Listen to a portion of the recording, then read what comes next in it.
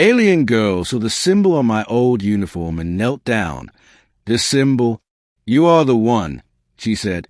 I hadn't worn the old uniform in years. It was stuffed into the bottom of my pack, faded and creased, a remnant of a war no one wanted to remember anymore. The fabric smelled of dust and rust, but it still bore the emblem, a golden spiral circled by 7 wings, stitched into the left chest. The insignia of the 17th Recon Battalion. I only put it on again because the cold nights in the alien forests of Valthera were starting to bite harder than I expected. That night, I sat by the fire alone, chewing on protein bark, listening to the chirping growls of nocturnal creatures echoing from the trees. The fire cracked once, then again, loud, and that's when I heard a twig snap behind me. I stood fast, hand on my weapon. She emerged from the shadows, tall and slender, skin like silver glass reflecting the flames, eyes the color of old starlight. An alien girl, no older than 20 by human standards, though a species aged differently. She wore tribal wraps and bore no weapon. I don't want trouble, I said. She stayed, not at my face, but at my chest. Her breath caught. She dropped to her knees and whispered, "This symbol, you are the one." I blinked. What? She touched the emblem reverently, fingers trembling. The spiral, the wings. We have waited for this. My mother told me stories of it, of you. I looked down at the uniform, confused. You know this? It's just an old unit. We were scouts. Spent our lives gathering intel and trying not to get caught. She looked up, and there were tears in her wide alien eyes. No, you don't understand. That symbol came from our world. Her name was Athia. She was from a mountain people, hidden high above the cloud layers of Valthera. She explained as we walked beneath moonlight toward her village, the strange glows of fireflies dancing around her ankles. Centuries ago, before even the humans reached Valthera, she said, our people were dying. The sky had turned black. The water poison. My grandmother, then a child, was one of the last survivors, until the One came. The One, a being wearing armor of metal and voice of thunder. He saved us, gave us the gift of light and healing machines, and on his chest he wore your symbol. I stopped walking. That's not possible. She turned, face lit by starlight. The symbol lives in our sacred cave, drawn in old blood and fire. Only the descendants of the One was said to bear it again. I rubbed the emblem, thinking, there was a mission 22 years ago. My squad was cut off after the crash. Only one man survived a mountain storm, my commanding officer, Captain Relling. He never talked about what happened, just said he saw miracles. She nodded. He was the One. But he was just a man. Perhaps, but he saved us.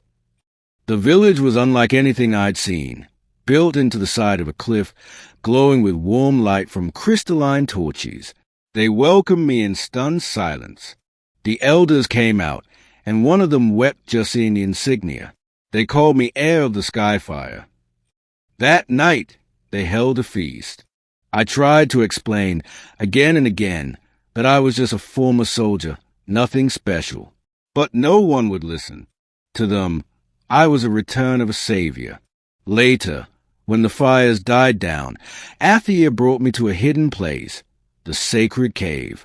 We stepped inside, and I gasped. There, burned into the stone walls, was a symbol, my symbol, perfectly carved. Surrounding it were murals of a tall figure in human armor standing before a plague of black fog, pushing it back with light.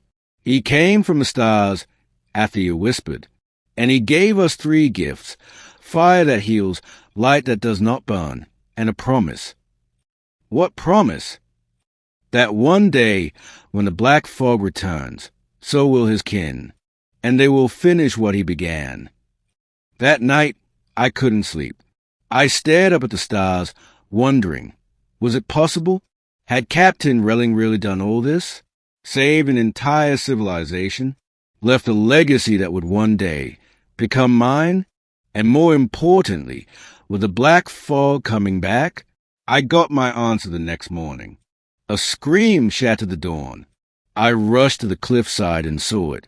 Like smoke but alive, a blackness that slithered across the horizon. Trees withered where it passed.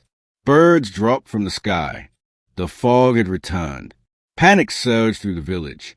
The elders shouted to evacuate to the deeper caves, but it was too late. The fog was already crawling up the cliffs.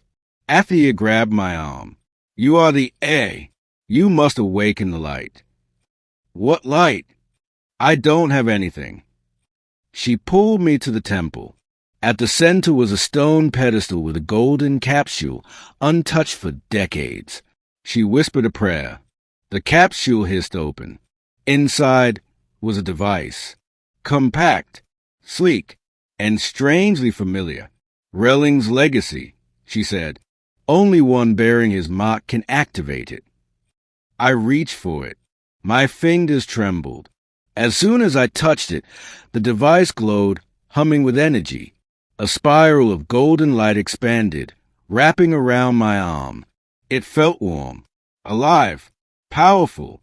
The fog struck the village border, and people began to scream. No time to think. I ran to the edge. The light pulsed, and my body moved without thought.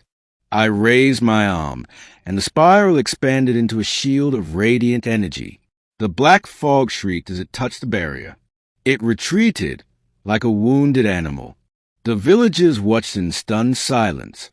I toned. "I don't know what this is, but I'll protect you. I swear it."